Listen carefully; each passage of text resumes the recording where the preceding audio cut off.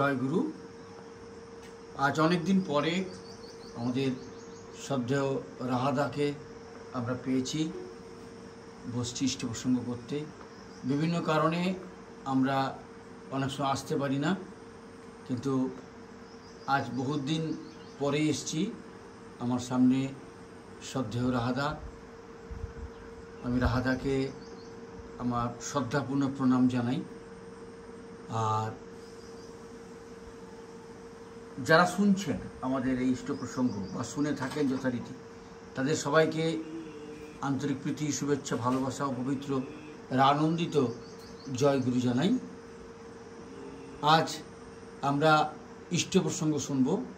আমাদের শ্রদ্ধেয় রাহাদার মুখ থেকে আমরা শুনব ইষ্ট প্রসঙ্গ। কিছু ব্যাপার জানার আছে, সেটা আমি পরে বলবো। প্রথমেই রাহাদাকে প্রণাম জানাই। জয় গুরু রাহাদা, আমরা ইষ্ট প্রসঙ্গ শুনতে চাই। অনন্তিকা রাতুল চরণে আমার সহস্র কোটি প্রণাম জানাই।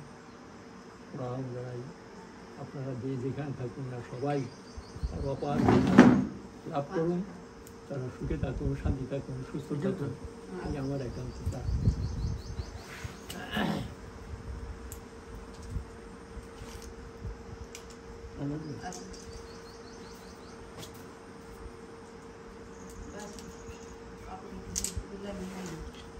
অনন্তিকা আপনারা সবাই সুস্থ রাখুন, আপনারা সবাই তাকে নিয়ে উপভোগ করুন। কারণ আমরা সত্যি ভাগ্যবান যে এই জগতে তাকে পেয়েছি, বুঝলেন। আদি একদিন গীতায় পড়ছিল জীবনে স্ত্রী লোকের যে যেখানেই থাকে না, তাদের জন্ম আবার এটাই হয়, আবার জন্ম দিতে হয়, জন্ম দিতে হয়। কিন্তু ভগবান সেখানে বলছে আমাকে যারা লাভ করে, আমাকে যারা নিয়ে যায়, তাদের আর জন্ম হয়। তা আমরা সত্যি ভাগ্যবান পেয়ে গেছি তাকে। সুতরাং আমাদের এই বিশ্বাস রাখুন, তিনি যা বলেছেন কিছু না, সিম্পল কথা, যজন যজন ইষ্টপ্রীতি স্বস্তিপ্রীতি, এই যজন যজন ইষ্টপ্রীতি এই তিনটে আগে করুন, দেখুন এতেই যে আমাদের প্রাপ্তি, বুঝলেন। দয়া করে তিনি আসছেন এবং দয়া করে আমাদের ধরা দিয়েছেন, আমরা তাকে গ্রহণ করেছি। এর চেয়ে আর ভাগ্য আমাদের কি আছে? কারণ এখন দেখছি চারিদিকে যে অবস্থা, জগতের চারিদিক থেকে অসহায় সব লোকগুলো, মানুষ বলছে এটা করো, সেটা করো, ওটা করো, সেটা করো, এইদিকে আসে ওইদিকে। মূল কথা হচ্ছে সুখ ও শান্তি পাওয়ার জন্য। সুখ শান্তি পাওয়ার জন্য কত লোকে কত কি করছে, কিন্তু আমরা পিছ দেখেছি। তিনি বলেছেন যজন যজন স্টেপ দিয়ে দীক্ষা নিয়েই করো, বাস এইটুকু করলেই প্রকৃত আমরা সুখ বা শান্তির স্বস্তি পথটা পেয়ে যাবো। যখন আমরা সত্যি তাই, আমাদের কর্মফল জন্ম জন্মান্তর কত কী করে এসে জানি না, তার জন্য কর্ম ভোগ করতেই হবে।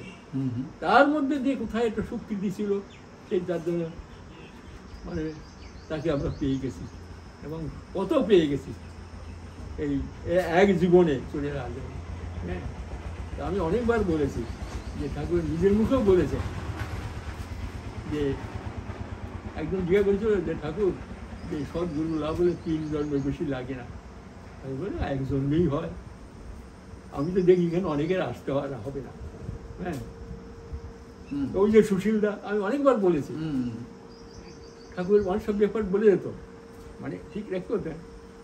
তাই বলে আর কি বললাম, আমি কি বললাম, সুশীলদা সুশীলদা সুশীল বইদা, সুশীল বইদা ওখানে ছিলেন, বড় ভক্ত সেই গিয়েছিলেন। এই যে ওই তামুক খা এইটাই যে ওই অন্যদিকে মন দিয়ে করে। আমাদের সেই কি বলে জানি, ওই রবীন্দ্র ব্যানার্জি দা ডাক্তার, হোমিওপ্যাথির একটা ছিলেন, তিনি একসময় কলকাতা ডাক্তার করলেন, দেখা টেখা নেওয়ার পর ঠাকুর বললেন যে দেওঘর চলে আসতে। উনি দেওঘরে ডাক্তারি করতেন, খুব ভালো নাম করা ডাক্তার ছিলেন। তিনি মরে যাওয়ার পর তার ভাগিনাই ওই যে আমাদের যে যাই হোক, রবীন্দ্রা খুব বড় ভক্ত। রবীন্দ্রা অসুস্থ হয়েছেন। তখনকার দিনে টাইফয়েড মানে খুব একটু কঠিন, এরকম মনে হতো। তা আমাদের আশ্রমের ডাক্তার পেরিদাকে, ঠাকুরের ডাক্তার হুম। পেরিদা দেখাশোনা করতে করতে করতে তারপরে 18 দিনের দিন উনি মারা যান। আচ্ছা। আসে ঠাকুর জিজ্ঞাসা কি রে রোগী কেমন আছে রে? ঠাকুর আর তাকে বাঁচাতে পারলাম না, আসলে চলে গেল। বলিস কি রে চলে গেল? হ্যাঁ চলে গেছে। তো বড় মাকে বলেছি তুমি দেখে আসতো। হুম। বড় মা গেছে, গিয়ে দেখি সত্যি মারা গেছে, সবাই কান্ডাকাটি করছে সেই ইয়েতে। এইবার হ্যাঁ রোগ চলে গেছে। তখন জ্যোতিরা, উনি জ্যোতির সঙ্গে বসেছিলেন, জ্যোতিরা বসে জ্যোতির সঙ্গে কথা বলছে। হ্যাঁ চলে গেল। আচ্ছা আপনারা রান্না দেখে আসেন তো, মানে ঠাকুরের ইঙ্গিত। হুম। 6 জন যেতি তারা চলে গেলেন, গিয়ে ঠাকুর যখন বলেছে ঠিক আছে, এই তারা ওই ডেড বডি শুয়ে শুয়ে নাম করতে আরম্ভ করলো, যেহেতু ঠাকুর বলেছে। হুম। হুম। আর শ্মশান টশান নেওয়া ব্যবস্থা ওরা বাইরে করেছে, শ্মশানের সমস্ত কাঠ ঠাটরা রেডি করছে নিয়ে যেতে। আচ্ছা আচ্ছা কিন্তু যেহেতু ঠাকুর বলেছেন সব শুয়ে শুয়ে নাম করতে আরম্ভ করছে।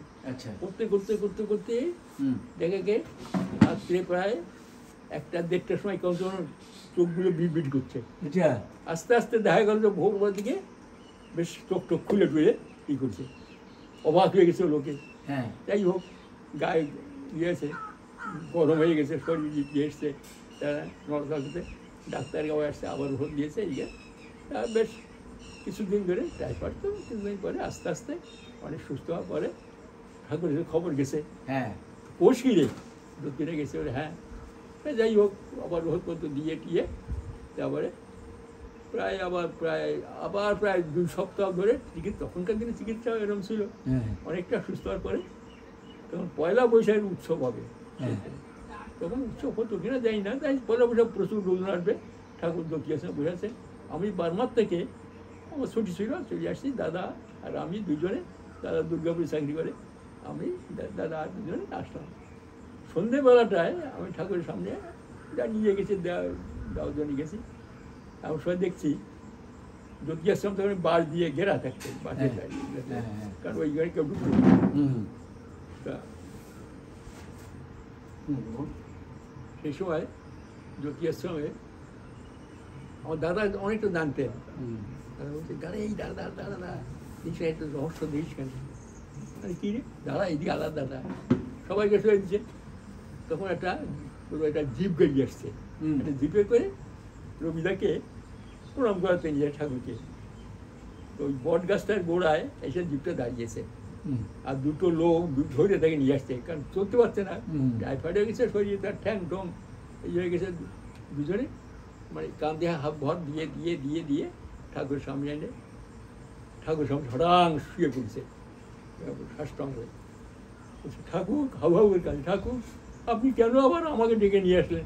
আমি তো ভালোই গেছিলাম, গিয়ে দেখলাম খুব ভালো আছেন, আপনি সেখানে বসে আছেন, শ্বেত সিংহাসনে বসে আছেন, আর সবাই যারা সব বসে হাত জোড় করে আপনার দিকে সব প্রার্থনা করছে। সেইতে আমি দেখলাম অনেক কম চিনি, এইসব দেখলাম যারা অনেকে চলে গেছে বউকে ধরে, তারা সব আপনার ওখানে বসে আছে। ওনার বউও কিছুকাল আগে চলে গেছে, আমার বউকেও দেখলাম সেখানে বসে হাত জড়িয়ে বসে আছেন। হ্যাঁ, আমি বলি কী রে বাবা এরা সব এখানে?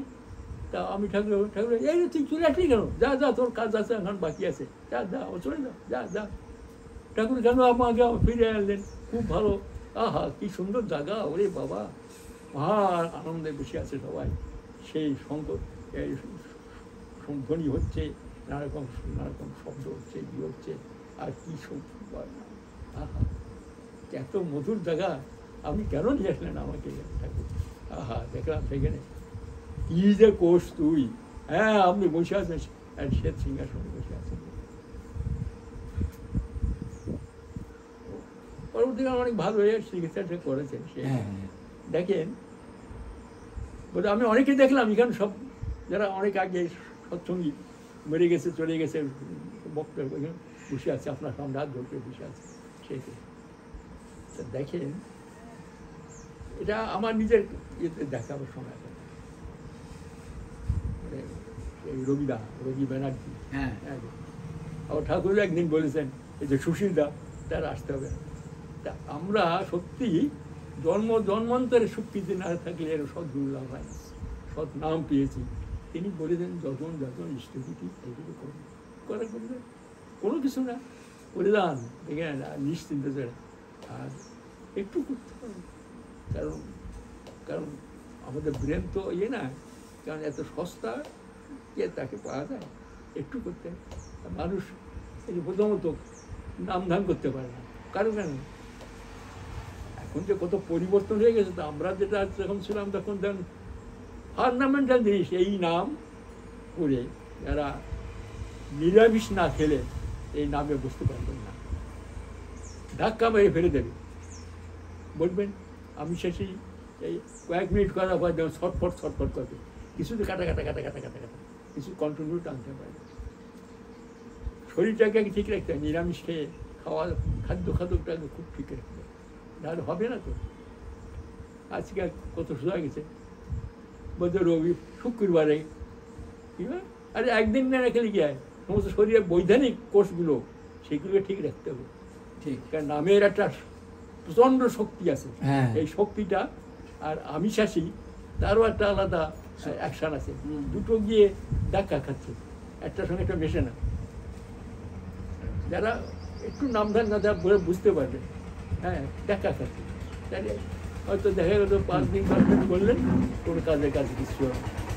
কারণ দেখা গেল সুতরাং আপনাকে নিরামিষ, আমরা যখন দীক্ষা নিয়েছি সেই যুগে নিরামিষ না খেলে দীক্ষা পাওয়া যেত, সৎসঙ্গী মানে নিরামিষ।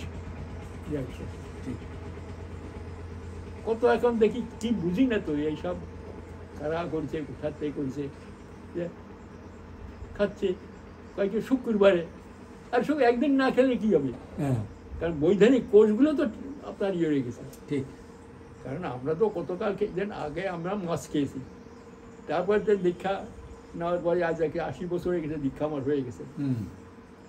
এখনো তো মাঝে মাঝে এরকম স্বপ্ন দেখি, মাছের স্বপ্ন। হ্যাঁ, তো দেখেন কি ডেঞ্জারাস জিনিস, আমিষের কি ইয়ে দেখেন, মাঝে মাঝে স্বপ্ন দেখি মাছের স্বপ্ন।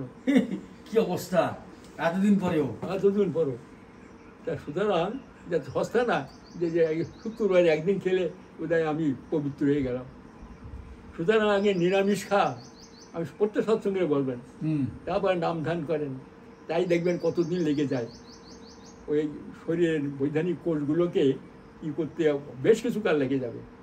তারপর দেখেন নামের নাম বলবেন, নামে বসবেন, নামে আসবে, কেন অত সস্তা জিনিস না। বসবেন তো বসলেন, কাটা কাটা কাটা কাটা কাটা, এত সস্তা জিনিস না। ঠিক, কালকে এক জায়গায় পড়ছিলাম, মানে পড়ছিল ওই ছেলেটা, আর এটা ঠাকুরের একটা আলোচনা প্রসঙ্গে এক দাদা জিজ্ঞাসা করছেন, ঠাকুর এই ঘরে বসে নাম গানটা জানা, যদি পাহাড় জঙ্গলে গিয়ে করলে বোধহয় এই যে নামে বোধহয় খুব ইয়ে হবে, নামটা আমরা ভালো করে নাম ধ্যান করতে সুবিধা, ঘরে বসেও যেখানে সেখানে হয়, ওষুধ করা যদি নিষ্ঠা থাকে, নিষ্ঠা এটা যদি ঠিক থাকে, যেখানে থাকবেন সেইখানেই আপনি কনসেন্ট্রেশন আনতে পারেন, সেইখানে সেই অবস্থায় কনসেন্ট্রেশন আনতে পারেন। এই প্রসঙ্গে আমি একটা গল্প কাজে করে ওইগুলো আজকে গল্প বলতে আসলে খুব শোনা বলি, গল্পটা আজই এখানে বলি। এটা হচ্ছে আমাদের বার্মা দেশে যখন যুদ্ধ হয়, সেই সময় তো সমস্ত লোক যারা আসতে পারে চলে আসছে, কেউ হাঁটা পথে, কেউ যারা আগে আসতে পেরেছে জাহাজে চলে আসছে, জাহাজ বন্ধ হলে তখন হাঁটা পথে বহু লোকে এসছে, না শুধু সাহায্যে বহু লোকে হাঁটা পথে এসছে, অনেক কষ্ট করে এসছে। কিন্তু সেই সময় যারা আমরা আসতে পারেননি, তার মধ্যে আমাদের একজন ছিলেন যোগেন্দ্র ব্যানার্জি দা, তিনি বেঙ্গুল হাইকোর্টের বড় অ্যাডভোকেট ছিলেন, নাম করেন। ওনার আসন্ন প্রসবা স্ত্রী, তাকে নিয়ে আসা খুব অসুবিধা, বাধ্যে উনি ওর থেকে ওর পান্তা ছিলেন, বাধ্যে উনি থেকে গেলেন পরিবার নিয়ে, যুদ্ধ বেঁধে গেছে, মহা সমস্যা। ওনার স্ত্রী, এক মেয়ে আর 2 ছেলে, উনি তো আছেন। যুদ্ধের সময় হয়তো ঠাকুরের ইচ্ছা, বহু লোক দীক্ষা টিক্ষা নিয়েছিল যুদ্ধের পরে, সেই সময় উনি একমাত্র ঋত্বিক ছিলেন। ওনার কাছে দীক্ষা টিক্ষা হবে। এরাও ঠাকুরের একটা ইয়ে, যারা বহু লোক বেঁচে গেল এই দীক্ষা পেয়ে। এই যুদ্ধের 6 বছর ধরে যুদ্ধের চললো তো, 6টা বছর একেবারে মেসাগার। আর বার্মায় তো বেশি বম্বিং হয়েছে। জাপান একবার করলে, জাপান দখল করলো, আর জাপানকে তাড়াবার জন্য আবার ব্রিটিশ বম্বিং করে, মানে 2বার বম্বিং হয়েছে সেই। জাপান যখন আসলো, আসার পরে উনি আবার অনেক ভাষা জানতেন, আচ্ছা, অনেক ভাষা, আর পট করে একটা ভাষা শিখে দিতেন। জাপান এসে জাপান সরকার করেছে, ওনাকে নিয়ে উনি জাপানি ভাষা শিখে গেলেন। আচ্ছা, ওনাকে দিয়ে আবার ওই ব্রডকাস্টিং অফিসার করলেন জাপানিরা, হ্যাঁ, ওনাকে নিয়ে। হ্যাঁ, উনি জাপানিদের ব্রডকাস্টিং অফিসার করে রাখলেন। ওনার 2 ছেলে, বুদ্ধু আর কি ডাক নাম ছিল, বুঝলেন, যাই হোক। তো ওনার 2 ছেলে কী করবে, সেই সময় ওই সবজি বিক্রি করে করে সংসার চালাতো। কী করবে, সবজি এনে এনে শহরে আস্তে আস্তে দেখে তুমি জাপানের ব্রডকাস্টার কায়দা করে এই মিলিটারি ইয়েতে সবজি সাপ্লাই দেওয়ার একটা কন্ট্রাক্ট পেয়ে গেল। আচ্ছা, তাই বেশ ওরা খানিকটা ইয়ে হলো, এবং ওনাদের খুব কষ্টের মধ্যে কাটাইছে সেই। আমি ওনার স্ত্রীর কাছে শুনেছি যে ওই শাড়ি, সর্বপ্রথম শাড়ি টাড়ি নেই, শাড়ি তো করতে হয়, তা একখানা শাড়ি মাত্র ছিল, যদি কেউ আসে ওই শাড়ি গায়ে পরে তার সামনে, আর বাকি সময় ওই প্যারাশুটের যে কাপড়গুলো সেইগুলো জড়ায় জড়ায় বান্দিজের মতন মেয়েদের তো করতে হতো। উনি ওনার বড় মেয়ে, তখন বিয়ে হয়নি, ওইগুলো করতে হতো, ওই পরে থাকতে হতো। আর যদি কেউ আসে টাসে দেখা করতে হবে, ওই যাই সেই শাড়ি এখানে পরি করতে হতো সেই থেকে। যাই হোক, পরবর্তীকালে উনি যখন দেশ পাক হয়ে গেল, মানে দেশ স্বাধীন হলো, ওরা চলে আসেন। আসা ওরা ঠাকুর, ওনাকে ঠাকুর কী করবো, ঠাকুর বলে হার্ডওয়্যার ব্যবসাটা ভালো হয়। তো 2 ছেলেকে দিয়ে হার্ডওয়্যারের ব্যবসা এখানে করলে একার বিশের মতো সোনার মতো হতে লাগলো। এবং ইয়েতে কী বলে, নিবালিপুরে না, ওই ইয়েতে বালিগঞ্জে বাড়ি টাড়ি করে খুব জমজমাট তখন, হ্যাঁ, জমজমাট চলে, সংসার খুব ভালো। দেখতে ছেলেরা এখন দাঁড়িয়ে গেছে, খুব ইয়ে গেছে। এখন একসময় খুব কষ্টের সময় ছিল, এখন তো খুব ভালো, ছেলে বিয়ে দিয়ে দিছে। কিন্তু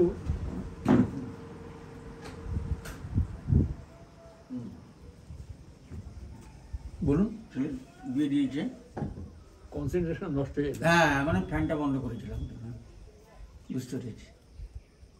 তো ওনার সংসারে এখন ভালো লাগে না, ঠাকুরের কাছে আসেন, দেওঘরে এসে বসেন করছেন। তা ঠাকুর আমার তাই ঠাকুর বাদ দেন, ওই সংসার বাদ দেন, আপনি থাকেন এখানে। তো দেওঘর থাকে অনেক কষ্ট থাকা, এখন ভালোভাবে থাকে, ছেলেমেয়েরা খুব বড় ইয়ে করেছে, বাড়ি টাড়ি খুব বড় লোক, এখন ব্যবসা চলে।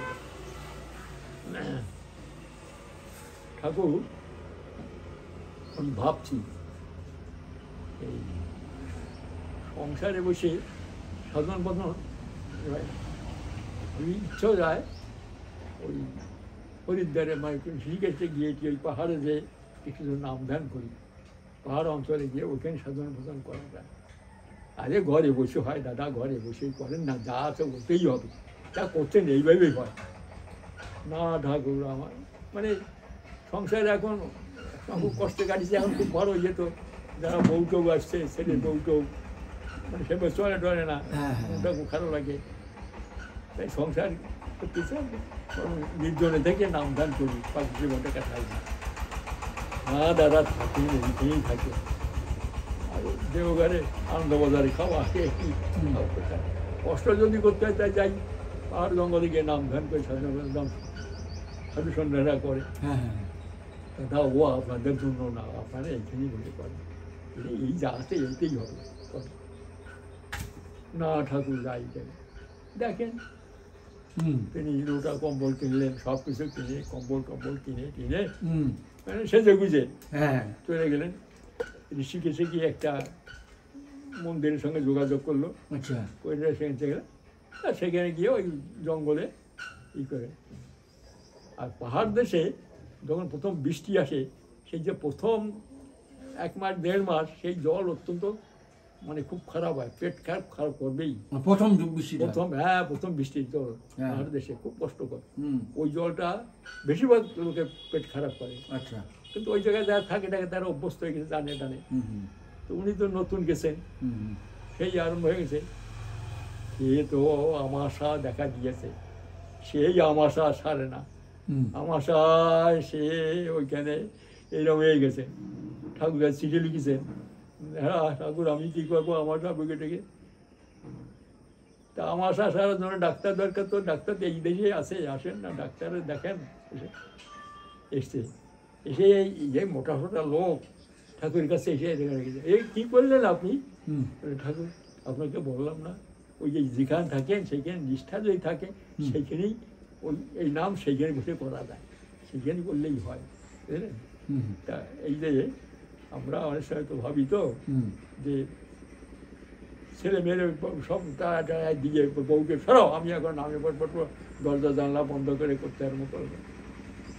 দেখা গেল একটা মশা এসে কামড়াচ্ছে, একটা পিঠে একটা কামড়াচ্ছে, কিংবা ওই পাশে একটা কুকুর ঘেউ ঘেউ করছে, কিংবা একটা বিড়াল এসে থপ করে পড়লো। এই সমস্ত বাধা অতিক্রম করে অত অভ্যাস করে নিতে এটা কী করবে? চলাফেরায় জব একটু অভ্যাস করবে, একদম।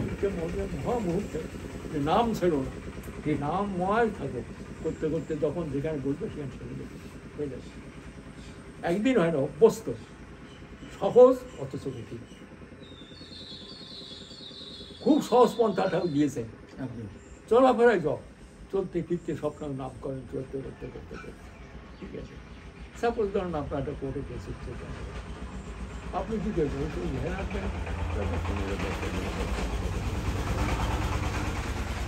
নাম করেন বলে আজ দেখা গেল কোর্টে যে যাকে বলছে সে তার মুখেতে অন্য কথা বেরিয়ে যাবে। নাম করেন, সুস্থ নাম করেন, আচ্ছা, সবসময় নাম করবেন। হ্যাঁ হ্যাঁ হ্যাঁ, আপনার সঙ্গে যদি কোনো একটা লোকে করে তখন তার দিকে নাম করেন, আর চেষ্টা করেন নাম করে মনে মনে নাম করেন, দেখো সে মুখ সরাবে, আমি থাকতে পারবে না, তার নামের এমন গুণ। সবসময় নাম করবেন, নাম করছেন, কোর্টে বসে আছেন ধরুন নাম করেন ঘর করে, ঠিক আছে ঠাকুর তুমি আসো আমি আছি, তোমার নামে থাকি। দেখা গেল যে কোর্টের জায়গায় যে কথা বলছে তার কথাটা উল্টে গেছে, সে ঠিক হচ্ছে না তো, হ্যাঁ সবসময় নাম করে কারণ নামের এমন গুণ সেই পরিবেশটাকেও নামময় করে, ঠিক, পরিবেশটাকেও মানে পাল্টে দিতে পারি। হ্যাঁ শুধু আমি এমন গুণ আমরা না না করলে বোঝা, আমি বলছি আমি তো বুঝতে পারছি না। হ্যাঁ ঠাকুর ইনডাইরেক্টলি আমাকে অনেকবার বলেছেন কায়দা করে, ওই জায়গায় আমি বলি নাই সেই প্লেনের যে অ্যাক্সিডেন্টটা, নাম করলে নামের প্রভাবে সেই অঞ্চলটাই মানে নামময় হয়ে থাকে, একদম। সেখানে অশুভ কিছু ঢুকতে পারে না। একবার মানে আমি বলেছি, অনেকবার বলেছি, তো আরেকবার বলছি। হ্যাঁ হ্যাঁ, একবার আমার রেঙ্গুনে তখন আমি একটা স্কুলে টিউশন করতাম। হ্যাঁ হ্যাঁ হ্যাঁ, আমাদের সামার ভ্যাকেশন হতো এপ্রিল মে 2 মাস। হুম,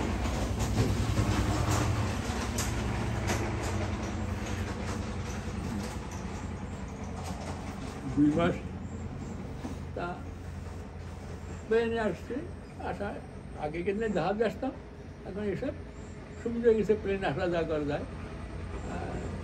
তখন যুদ্ধের পরে এখন যেমন বড়ো বড়ো প্লেন নানা রকমের সুবিধা আছে, তখন ওই ছোটো ছোটো প্লেন, মানে যুদ্ধের সময় যে সমস্ত ছোটো ছোটো প্লেন করেছিল বোমার প্লেন হিসেবে, হ্যাঁ, হ্যাঁ। সেইগুলো করেছিল, সেগুলো কাট সাট করে মানে এয়ার বাসের জায়গা, এখন বলে এয়ার বাস, যে এয়ার বাসের করে 20-25 জনের একটা প্লেনের ব্যবস্থা হতো, 2টো করে ইঞ্জিন থাকতো, একজন পাইলট আর প্রোপাইলটের বাস।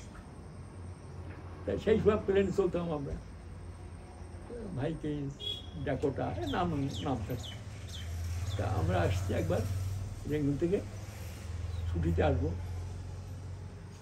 রেঙ্গুন এরডাম থেকে আমরা আসতে আসতে তখন পাইলট আর বেশিরভাগই বিদেশি পাইলটগুলো থাকতো, ওদের যে এয়ার বাসের যে ইয়ে ছিল একটা জার্মান পাইলট, হ্যাঁ খুব ভালো সুগন্ধ। কিছু আস্তে আস্তে একটা ইঞ্জিন বিগড়ে গেছে, আচ্ছা, আর একটা ইঞ্জিন সেটা ওখানে মাঝে মাঝে ই করছে। এখন কোথায় ল্যান্ড করার, আজকাল যখন এখন অনেক জায়গায় ল্যান্ডের ব্যবস্থা আছে, এখন তো ছিল না। কোথায় যাবে সেই আকিয়াবে একটা ছোটো একটা এয়ারপোর্ট বেসিস ছিল, ওখানে হারায়, সেটাও আসতে দেরি আছে। কোথায় প্লেনটা উপর উঠছে নামছে, আর বলছে ডেঞ্জার করে লাল ফ্যাশন বেল বাঁধতে হচ্ছে সবাইকে।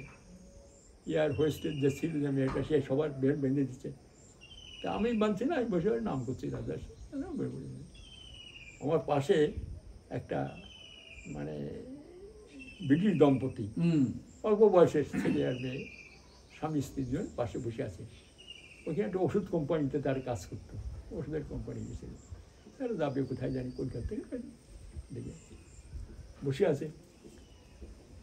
তা আমি তো বসে নাম করছি, দেখছি ডেঞ্জার যা ঘর সে বাস করছে, কেউ ই করছে, কেউ আমাদের করছে, মানে বুঝতে পারছে প্লেনটা যে কোনো সময় ক্র্যাশ করতে পারে। পাশে যে স্বামী স্ত্রী ছিল, সেই মেয়েটা ও আমাকে ঘর সে বাস করছে। আমি তো প্রচুর নাম করছি। যাই হোক, ভূগোল ইয়েটা পাইলটটা অনেক কষ্ট করে একটা সমুদ্রের বিষ বা বালি সেই তার মধ্যে ঢুকে গিয়েছে। সি বিচের একদম, হ্যাঁ, ইঞ্জিনটা ঢুকে গেছে, যাতে যদি বাস্টও করে বালির ভিতরে আর সেটা কোনো ইয়ে হবে না। তো কোনো কমে সে থামিছে। প্লেনের তো বাইরের থেকে দরজা খুলতে হয়, ওই ভিতরে দরজা ব্যবস্থা নেই। তবে পিক কর যেটা থাকে, ওই যারা পাইলট যারা, ওদের একটা আলাদা এক্সিট দরজা। তখন পরিস্থিতি এরকম তো উঁচু, তা ওরা পাইলটটা নেমে রাফায় দুজন পড়ে দেখলো যে কী করা যায়। এখন অনেক কিছু করে এটা কী করে নামা যায়। তারপরে ওই উপরে সমস্ত দড়ি আছে, ওদের ইয়ে আছে, রোপ দিয়ে ওরা ধরে এক এক করে নামাই করতে সবাইকে নামাইছে। আমরাও নামলাম। ওই বেশ অনেক ওই নেড়াপ দিয়ে পড়া যায় বা ইয়ে, কিন্তু সব মেয়েটা নামতে পারে না। তা আমরা পড়ে নিচে নামছি। আমরা 20-22 জন লোক হবে মনে। সব লোকগুলোকে নিয়ে একটা মাঠের মধ্যে, একটা মাঠ আছে সামনে, দুটো খেজুর গাছ আছে, সেই খেজুর গাছের গোড়ায় একটু ছায়া পড়েছে, আমাদের ওখানে দাঁড়াতেই করছে, সব দাঁড়ায় গল্প করছে। হু করে হাওয়া ঢুকছে, সমুদ্রের হাওয়া। তো সবাই এক একজনে এই করছে যে কী করে ভগবানের দয়া বেঁচে গেছে, এরকম সবাই গল্প করছে। তখন ওই মেয়েটা বলছে, যে হ্যালো মিস্টার, ওই ভাষায়, যে আমরা তখন বাঁচার জন্য গড় সেরেছে, তুমি বলে ঘুমোচ্ছিলে, তোমার তো সাহস নয়, ঘুমোচ্ছিলে তখন। আমি তো বসে নাম করছি চোখ বুঝে, ও বলছে ঘুমোচ্ছি। আমি তো দেখো আমি ঘুমোচ্ছিলাম না, অনেকে বলাটা করে, আমি আমার যে ডেইটি, আমার যে ঈশ্বর, তাকে ডাকছিলাম। তুমি কী করে কোথায়? আমার পকেটে একটা ঠাকুরের ফটো ছিল, ফটো পকেট থাকতো। মানে এই দেখো আমাদের সবাই দেখতে, হ্যাঁ ঠিক আছে, তোমার জন্য বোধ হয় আমরা বেঁচে গেছি। তখন আমাকে সবাই হ্যান্ডশেক করছে, ই করছে, খবর গেছে সেইটাই। তারপরে পাইলটরা ওরা ফোন টোন করে দূরে আকিয়াব থেকে, যে এয়ারবেস থেকে একটা গাড়ি আসলো, আমাদের নিয়ে গিয়ে ওই আকিয়াব থেকে আবার আমরা নতুন করে প্লেনে কলকাতা নামলাম। নেমে আমি ভাবছি, আমি তো নাম করলাম, আমি বেঁচে গেলাম, কিন্তু এরা তো কেউ দীক্ষা নেয়নি, এরা বাঁচতে কী করে? কেন আমার ওই নামের প্রভাবে সমস্ত প্লেনটাই নাম হয়েছিল একদম, বুঝলেন? তা আমি বুঝতে পারি নাই, বাড়িতে বললাম ওই হয়েছে দেখ। কিন্তু আমার মনে একটা সন্দেহ ছিল। ঠাকুর বাড়ি গেছি, উৎসব ছিল, লোকজন কথাটা একদিন ঠাকুরকে বললাম যে তাই হ্যাঁ, আচ্ছা ঠাকুর, আমি তো দীক্ষা নিয়ে এসেছিলাম বলে আমি বেঁচে গেছি, কিন্তু ওরা তো কেউ দীক্ষা নিই নাই, ওরা তো তো ওরা কি করে বেঁচে গেল? ওই হতে হয়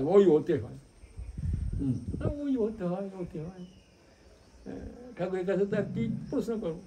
হয় হতে হয় ঠাকুরের এরকম ভাষা। মনে সন্দেহ লাগছে, তো মনটা ইয়ে হয়। আমি দীক্ষা নিয়েছি, তার তো ওদের দীক্ষা না নিলেও তো তাও হয়, হ্যাঁ বুঝলে? স্বাভাবিক, কি মনে দরকার আসতেই ওদের দীক্ষা, আমি না নিলেও তো চলতো, হ্যাঁ এরকম একটা ভাব। হুম পরের বছর আবার ছুটি হয়েছে, হুম সামার ভ্যাকেশন, আবার আসছি। হুম এবার হেঁটে সব টপ দেখলাম দেখা টাকার পরে হুম আমি ঠাকুর গেছে ঠাকুর যাবো, আমার রিটার্ন টিকিট আছে, হ্যাঁ কখন যাবি? হুম আমার ছুটি অমুক তারিখ শেষ হবে, তাহলে আপনি যা বললেন সেই রকম দেখে, হ্যাঁ ভালো দিন দেখে যাস, ঠাকুর সবসময় বলছেন হ্যাঁ দিন দেখে যাস, আচ্ছা ঠিক আছে। কিছু গেছি, এই ওরে ডাক, আবার ডাকি, তুই আমার একটা জিনিস দিবি? হ্যাঁ দেবো, কোনো কথা নেই, কিছু নেই। একটা ইকমিক কুকার দিতে পারিস? হুম ইকমিক কুকার আপনারা জানেন না, ইকমিক কুকার হচ্ছে ওই অনেকটা ইসের মতন, কী বলে আমাদের যে টিফিন ক্যারিয়ার বাক্স, একটা দুটো তিনটে চারটে ওরকম একটা থাকে, আর একটা সিলিন্ডার থাকে তার পাশে, তাতে নিচে একটু জল দেওয়া থাকে, আচ্ছা আর সমস্তটা আটকানো থাকে, তার নিচেই অনেক সময় একটা ব্যবস্থা আছে, সেখানে ওই চারকোল মানে কাঠ কয়লা কিংবা গুটি টুটি জ্বালায় ওখানে রাখলে আস্তে আস্তে আস্তে গরমে উপরের ভিতরে যে জলটা থাকে অল্প জল, সেই গরমে ভেপারে সমস্তটা ভিতরেটা সব ভাত ডাল তরকারি আর সব দিয়ে থাকে একসাথে সেদ্ধ হয়ে যায়। একবারে চারটে বাড়িতে চার রকম থাকে। তা ইকমিক কুকার মল্লিকেরা বের করেছে, মল্লিক মানে এই যে রঞ্জিত মল্লিক মল্লিকের ঠাকুরদা ওই প্রথম বের করেছিল, আচ্ছা ওদের এই ইয়ে ছিল। এখন উঠে গেছে সেগুলো, হ্যাঁ সেইগুলো ইকমিক কুকার, বেশিরভাগ ঋত্বিকরা চলাফেরা করে, নিজেরা করে খাবে টাবে ওই সব করতে থাকতো, আর অনেকের সুবিধা ছিল, আমার ওটা ছিল, হ্যাঁ যাই হোক, হ্যাঁ দেবো, দেরি করিস না, তুই আমাকে দেবি, ওখানে পাওয়া যেত না, কলকাতায় বড় বাজারই শুধু পাওয়া যায়। আচ্ছা ঠিক আছে যাবো, দিয়ে এসে আমি কী করলাম, ও আবার দুই রকমের সাইজ আছে, একটা পিতলে একটা অ্যালুমিনিয়াম, আচ্ছা দুজনের একটাও আছে, চারজনের একটা আছে, একটাতে দুজনের মধ্যে রান্না হয়, একটা চারজনের মধ্যে হয়। আচ্ছা দুজনের মধ্যে যেটা অ্যালুমিনিয়াম, যেটা ইয়ে সেটা 15 টাকা, আর চারজনের সেটা হচ্ছে 25 টাকা, আর যেটা ইসের কী বলে পিতলের, তা একটা দাম হচ্ছে 30 টাকা, আরটা যাচ্ছে 55 টাকা না কি ছিল। তা ঠাকুর চেয়েছেন তো ঠিক আছে, 15 টাকা চারটা কিনে নিলাম। আচ্ছা আর ভাবলাম যাই, আমার তো শুক্রবার যেতে হবে, আমি ইয়ে টিকিট বুক করে গেলাম, আমার তো শুক্রবার তা নিয়ে গেছি, ঠাকুর কাছে দিয়ে চলে আসবো। ঠাকুর দেখি খোল তো খোল, কাগজ জমানা খুলে দেন, এ বাবা, এ তো আমি বললাম পিতলে আনতে বলেছিলাম তোরে, এটা দেখি পিতলের তো দাম 25 টাকা, ঠিক আছে নিয়ে পাল্টা নিয়ে যাবো। আর তুই যখন ওটা আনিস ওটা রেখে দে, আরটা নিয়ে আসবি না। আচ্ছা তখন তো নিতাম, তাহলে এই 15 টাকা গচ্ছার যেত না, তা নিয়ে গেছি একটা। আরে আমি তো বললাম চারজনের দা 55 টাকা, তো ওটা যখন ওটাও রেখে দেয়, হ্যাঁ আমাদের টাকা নেই পয়সা নেই, সব শেষ হয়ে আসতেছে, আমার তখন অবিশ্বাস ঠাকুর করে, আর কোনো ঠাকুরের কাছে আসবো, তখন আর কি দরকার, টাকা নেই পয়সা নেই, এখন আমি যাবো কী করে, কোথায় যাবো, কী করে আনবো, কেমন করে আনবো, কোথায় আনবো, আমার নানারকম চিন্তা, হ্যাঁ সব, আর ঠাকুর আমার অবিশ্বাস আসছে, ঠাকুরের কাছে না আসলে তো এরকম অত তো ভক্তি টক্তি গজাই নেই, কোথায় পাই টাকা, কোথায় পাই 55 টাকা, এখন আমার কাছে যা আছে তাতে তো হবে না, তো হলো মামাদের যাই, মামার কাছে টাকা ধার নিয়ে তারপরে বাবার কাছে মামা দেবে, মামাদের অবস্থা ভালো, তখন ওদের ব্যবসা করতে হয়, তো সোজা ভোরে গিয়ে মামা বাড়ি, মামাদের কলকাতায় মামা দত্তর নামে যাবে, তার কিরে তুই তোর জায়গা শুক্রবার যাওয়ার কথা না, কি হ্যাঁ যাবো মামা, আমার তোকে 100 টাকা দাও তো। মামা, আর মামা যদি শোনে যে ঠাকুর বাড়ি যেতে হবে, তাহলে আর মামা দেবে না, ওরা ঠাকুরের নাম শুনতে পারতো না, মামারা একদম ঘোর বিরোধী। আচ্ছা হ্যাঁ তখনকার নিয়ে কী অবস্থা, তা ভাবছি বাবা যদি শোনে তো দেবে না, তবুও দেখি যাই, মামা জিজ্ঞাসা করলো না কী জন্য দেবি তুই, পট করে 100 টাকা দিয়ে উনি খুব ব্যস্ত চলে গেলেন। হুম। আরে বাবা রে, গিয়ে একটা কিনে নিয়ে বেঁধে নিয়ে ঠাকুরকে বসে আছে, খোল খোল দেখি, খাসা জিনিস আনিছি, এইটাই তো চাইছিলাম। তখন ও আমার খাতা খাতা সব চলে গিয়ে এখন তোমার খাসা, ঠিক আছে আর কোনোদিন আসবো না, দেখা যাক না, দেখ এই শেষ। মনে মনে বলছেন? মনে মনে ভাবছি আর দরকার নেই, অত ভক্তি ভক্তি হয়ে যায়নি, আর তো বোধও নেই। যাচ্ছি, এসে গাড়িতে উঠলাম, গাড়িতে উঠিয়ে ভোরবেলায় গিয়ে নামবো, ভোরবেলা নামে ঘরে যাব, মা আছে ঘরে, মাকে বলে রাখছিলাম যে রান্না টান্না রাখবে, আমি 10টার সময় ওখান থেকে 11টার সময় আমার 11:30টায় আমার প্লেনের আমি আমাদের ওরকম কাছে কাছে ওখানে চলে যাবো, দিয়ে ওখানে উঠবো, ঠিক আছে। সেই যে আমি ব্যান্ডেলের কাছে গিয়ে আর গাড়ি আর যায় না ভোরবেলায়, কেন শোনো, গাড়ি ওই রেল লাইনের পরে একটা মাল গাড়ি পড়ে গেছে, সেখানে সেই মাল গাড়ি, ওই মাল না সরালে গাড়ি জায়গা পড়ে, এই বসে আছি, এই আর কিছু যায় না, আর হয় না, হতে হতে হতে হতে বেলা 11টার সময় লাইন ক্লিয়ার হলো, তখন আমার প্লেন চলে গেছে, বুঝলেন, আমি এই মাথায় হাত। তখন 11টার সময় সে হাওড়া গিয়ে পৌঁছলাম, বাড়িতে গেলাম, মা বলে তোর আজকে যাওয়ার কথা না, হ্যাঁ যাওয়ার কথা ছিল তো, ঠিক আছে আলাদা, এখন টিকিটটাও গেল, এটাও গেল, আর নানা রকমের আমার ভিতরে ঠাকুরের উপর একটা অবিশ্বাস, একটা আসছে, সব শেষ হয়ে গেল, কী করবো, কোথায় যাবো, মনে মনে ভাবছি, দুষ্ট বুদ্ধি, যে একটা মেডিকেল সার্টিফিকেট জোগাড় করে যদি অফিসে গিয়ে তাদের ধরে পড়ে বলি আমি যেতে পারি না, ভাই আমাকে একটা টিকিটের ব্যবস্থা করে দাও, যদি কোনো হয় আমার তো টিকিট দেয়, বলছে। এই চিন্তা করতে করতে করতে আমার পাশে একটা ডাক্তার ছিল, 2 টাকা দিয়ে একখানা ফল সার্টিফিকেট জোগাড় করলাম, রেডিগা। তারপর দিন রবিবার হবে না, সোমবারে যে দেখি অফিস করবে, এসপ্ল্যানেড অফিস, এখানে যাবো, কোথায় পাবো কোথায় পাবো কোথায় চিন্তা করছি। আমার সাথে দাদার এক বন্ধু, সে এসছে আমাদের বাড়িতে, তোর দাদার কথা আমি সব বললাম, সেও সৎসঙ্গী, চিন্তা করি না, আমি টাকা দিচ্ছি, তুই টিকিট পর টাকা আমার কথা দিচ্ছি, আর যা টিকিটের একটা ব্যবস্থা হলো। তবুও ভাবলাম দেখি যদি ওইভাবে না হয় তা টিকিট আর করবো, তাহলে যাবো। সেতে পরের দিন সকালবেলায় রেডি হয়ে গেছি, আর মুখস্থ করে গেছি, কী করে কী বলতে হবে টবিতে, ও ধরে বলে যদি কোনো হয় টিকিটটা পাওয়া যায়। যে অফিস খুলি নেই, অফিস খুললো, যে কাউন্টারে এসব কয়েকবার সেই কাউন্টারের লোকটা এসে বসছে, তাকে আমি বলছি দেখো আমি তো যেতে পারি নাই, আমার এই অবস্থা, আমার শরীর খারাপ চলে যেছিল, এই যখন মেডিকেল সার্টিফিকেট, আমি বলে যাচ্ছি সে শুনছেও না আমার কথা, সে তার মতো কাজ করে যাচ্ছে, বলছে আমি যেতে পারি না এরকম বারবার বলছি।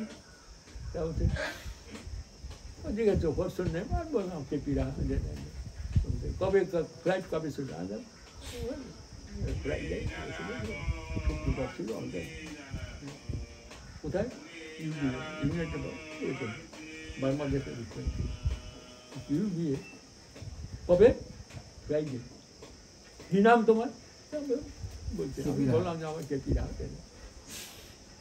দাও, দেখি পাসপোর্ট করতে সব গেলাম, দেখালাম, ও বারবার দেখছি, আমার ছবি দেখে তাকাচ্ছে, ছবিটা দেওয়া আছে এদিকে, আরও মিস্টার কেপিরা, আরও মিস্টার কেপিরা, আমার তো রেগে গেছি, মানে তুমি কি আমাকে ই করছো নাকি, দেখো সব আমার আছে, এইটা ও খাতা উল্টাচ্ছে,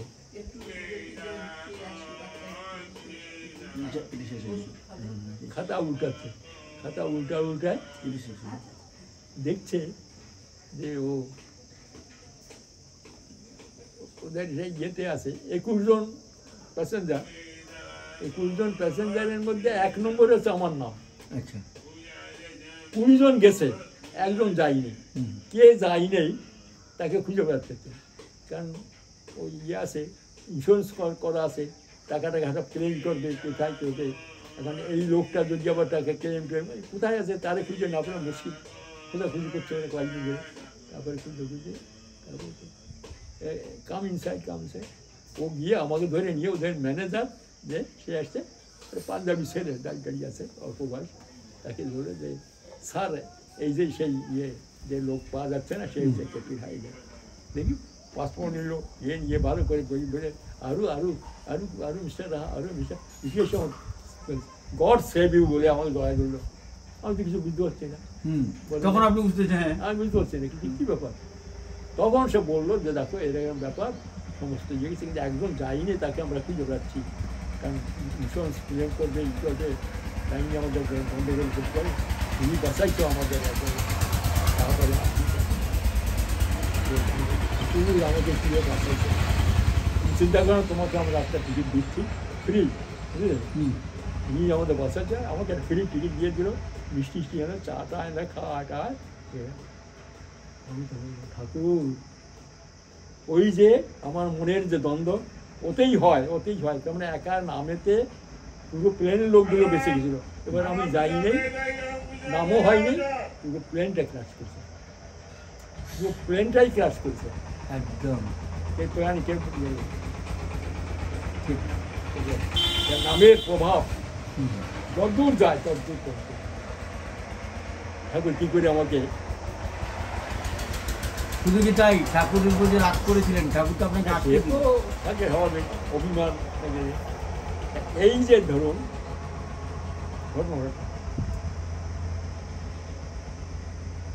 তারপরে ঠাকুর আপনাকে পুরো সেভ করলো। তা এই যে আমাদের নামের যে কি প্রভাব না করে বোঝায় না, সেজন্যই এই নাম করতে হবে। শুধু হবেন তো কী করে নাম করবেন?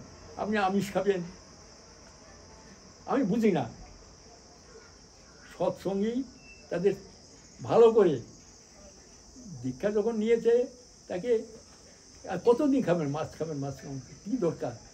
পেঁয়াজ রসুন খাবেন না, নিরামিষ খান, না খেলে বুঝতে পারবেন না, না হলে বুঝতে পারবেন না। একদম একদম। এই যে ইষ্টভীতি আমি এটা ভালো জানি, যারা ভুলে গেছে বা গেছে তাদের ইষ্টভীতি ধরিয়ে দেওয়া সঙ্গে সঙ্গে প্রত্যেকটা সৎসঙ্গে তৈরি করে দেওয়া যে নিরামিষ খাওয়া বেশ করা, সত্যিকার সৎসঙ্গী হোক, তাতে দেখবেন তারও প্রভাবটা আলাদা হবে, সেই নামের যে প্রভাব। নাহলে আচ্ছা গতানুগতায় ইষ্টভীতি করছে ইষ্টভীতি করলে যে নিকুম্ভলা যজ্ঞ শুধু করে এমনি হবে? ঠাকুর নিকুম্ভলা যজ্ঞের সঙ্গে মিলাইছেন ইষ্টভীতি, বুঝলেন তো? রাবণের ছেলে ইন্দ্রজিৎ নিকুম্ভলা যজ্ঞ করতো, সেই যজ্ঞ যদি সাকসেসফুল হতো সেই যুদ্ধে জয়লাভ করতোই করতো একদম। ঠাকুর বলছেন এই ইষ্টভীতি করে যারা ঘর থেকে বেরোয় বাইরে তাদের কোনো অমঙ্গল হয় না, সমস্ত রকমের অ্যাক্সিডেন্ট ফ্যাক্সিডেন্ট সব পুরো জয়যুক্ত করে আসতে হবে। কিন্তু এই ইষ্টভীতিটা সাকসেসফুল হবে আমি শাসি, আমি এই আমার দেহ মন এই নিয়ে ঠাকুরকে নিবেদন করছি, মনে কষ্ট হচ্ছে না? আমি তো একটা অপবিত্র, সুতরাং আমাকে আগে পবিত্র, আমি পবিত্র এই যে করি না, এটা কি সুধা মনে হবে? নিজেকে নিরামিষ খাওয়ার একটা ই করেন, প্রত্যেকেই বলবো, না গেলে বুঝবেন না নামের যে ইয়েটা। নিরামিষ খাওয়া, নিরামিষটা খুব বড় জিনিস, নিরামিষ না খেলে ও কিছুই হবে না, যতই হোক। ইষ্টভীতি ঠিকই আছে, যে ডিপি ওয়ার্কটা করছে, ইষ্টভীতিটা আবার ঠিক মতো সঙ্গে সঙ্গে নিরামিষ যত ইষ্টভীতি এই তিনটে জানে করার ঠিক আছে। আপনি তো ওষুধ খাওয়ার টাইম হয়ে গেল। যাই হোক, আমি তো এক বলে গেলাম পরম পিতা যায় কি বলি, কি প্রশ্ন ছিল আজকে? আজকে আর হবে না, আজকে আপনার সময় হয়ে গেছে, আবার একদিন হবে। পরম পিতার যতটুকু হয়েছে ওই তো হয়ে গেল, 45 মিনিট হয়ে গেছে। আজকে নয়, আবার একদিন হবে, আসতে পারছি না। তো ভালো লাগলো আজকে যে সত্যি কথা বলতে কি, মানে এটা মনের কথা, শুধু আপনার সামনে না বা সবাইকে প্রভাবিত করার জন্য নয়, আমি আমার কথা বলছি। আমি যে এতদিন আসতে পারিনি, যেন মনে হয় ঠাকুর থেকে আমার দূরত্ব অনেক বেড়ে গেছিল, বা নাম করা থেকে যেন এই যে আগ্রহ, আকর্ষণ বা উদ্দীপ্ত হওয়া, বা মানে কী বলবো, অনেক দূরে সরে গেছিলাম মনে হয় ঠাকুরের কাছে। আর আপনার কাছে এলে কথাগুলো শুনলে যেন চার্জ হয়ে যায়, উদ্যম বেড়ে যায়, বিশ্বাস বেড়ে যায়, আত্মবিশ্বাস বেড়ে যায়। ঠাকুরের প্রতি যে প্রত্যয়, ঠাকুর যে আছেন এটা যে বাস্তব সত্য, এবং তাকে এত মানুষ তাকে ডাকছেন, সবাই কি বোকা? নিশ্চয়ই নয়, নিশ্চয়ই ঠাকুর আছে, এবং হাতে হাতে প্রমাণ আপনি দিলেন। খুব ভালো লাগলো। আর সবসময় ই করবেন, ওই যখন এখন তো এই সময় আপনাকে বেশি ঠাকুরকে সবসময় নাম ছাড়া চলবেন না।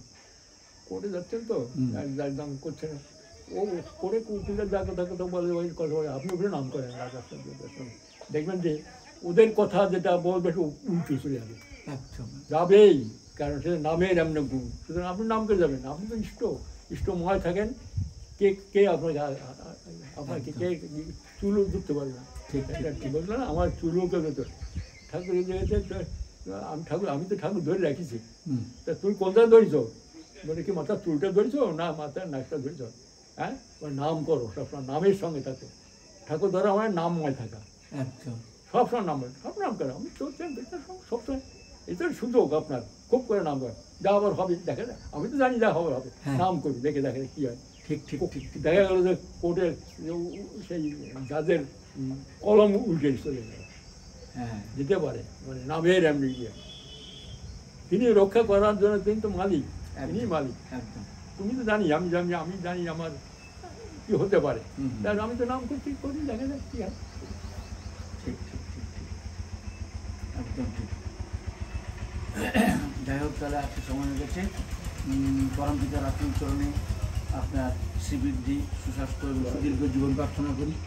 বারবার আপনার কাছে ছুটে আসবো, এবং ছুটে এলে আমি সহ প্রত্যেকে উজ্জীবিত হবে, মানে ঠাকুরের প্রতি, বা মনের মধ্যে একটা উদ্যম, ঠাকুরের প্রতি একটা ভরসা, বিশ্বাস আপনার কথা শুনে আমাদের মনে জাগে। তাই আপনি সাধনা করেন, নামময় হয়ে থাকেন, আপনার কথা অনেক আমরা প্রভাবিত হই। তাই পরম পিতার আতুল চরণে আমরা আপনার সুস্বাস্থ্য সুদীর্ঘ জীবন প্রার্থনা করি, এবং সবসময় যেন আপনাকে পাই এই প্রার্থনা করি। আর যারা শুনছেন তাদের প্রত্যেকেরই সুস্থ স্বাস্থ্য সুদীর্ঘ জীবন প্রার্থনা করি, পরম পিতার আতুল চরণে এই প্রার্থনা করি। আপনি আর কি বলবেন? ধরুন আপনি তো যাচ্ছেন কোর্টে বসে থাকেন বাইরে, লোকজন আছে, উকিলরা টুকিলের কথা আছে, আপনি নামময় থাকেন, সমস্ত কোর্ট আর নামময় হয়ে থাকে। সেখানে মানে অশুভ কিছু ঢুকতে পারবে, সব শুভ দিকে ঢুকবে, যার জন্য আপনাকে সেভ করার জন্য তিনি থাকবেন। ঠিক ঠিক ঠিক, সবসময় নাম করবেন, ওইখানে থেকে নামময় থাকেন, ঠিক আছে। সাপোজ হয়তো আপনাকে ডাকবে, হয়তো দেখলেন আপনি নাম করতে করতে উঠলেন, নাম করতে দেখেছেন, উত্তর দিচ্ছেন, নাম করতে মুখে যে কোন কথা বেরোবে কী বেরোবে, আমার চেহারাটা দেখবেন উঠে যায়। বসন্ত সিংকে আমরা আনতে গেলাম, বুঝলেন, ওকে তো জেল হওয়ার, ওকে কিছুতেই বেল হবে না, সবাই জানতো যে ও তো এরকম। তারপরে আমাকে বলতে বলছে উকিল, আমি বসে আছি, বসার পরে কিছুক্ষণ পরে জাজ আসছে, আসার পরে শুধু বলছে, দেখুন এ যদি এত বড় ডাকাত বা হবে, চোর হবে, ডাকাত হবে, তাহলে তাকে ছাড়াবার জন্য ইনি এসছেন দুর্গাপুর থেকে দেখেন, উঠে দাঁড়ান, আমি দাঁড়ান, দেন বেল বেল কিছু না, হ্যাঁ আমি তো নাম করছি, আমি শুধু নাম করছি, আমি উঠে দাঁড়ান, আমাকে উকিল বলুন দাঁড়ান, উঠে দাঁড়ান, দাঁড়ান, আমাকে দেখেই ও বেল হয়ে গেল। একদম মানে নামের এমনি প্রভাব। ঠিক ঠিক ঠিক ঠিক, সবসময় নাম করবেন, কোন চিন্তা নেই, আপনি এখন নাম করবেন না, এই নামই আপনাকে। কারণ আপনি এটা বন্ধ করেছি তো, আপনি তো জানেন যা, আমি তো অন্যায়ের বিরুদ্ধে যুদ্ধ করতে গেছি, কারণ আমি তো সাধারণ মানুষ কেন মারতে দেবো তাকে এরকম, কারণ আমি অন্যায় পারিনি, আমাকে অন্যায়ের ইয়ে করতে, সুতরাং যা আবার হবে। আমি ঠাকুর আছেন, এখন ঠাকুর বলছেন, দেখি ঠাকুর আমাকে কী করে, আমি কি একটা নিরীহ লোককে মারতে গেছি? সে তো আর আমার ইয়ে নেই, কিন্তু অন্যায়, সে অন্যায়ের প্রতিবাদ করবার জন্য ঠাকুর তুমি দেখো তুমি, হ্যাঁ, কারণ অন্যায়কে আমি তো ই করি নাই, অন্যায়ের প্রতিবাদ, অন্যায়কে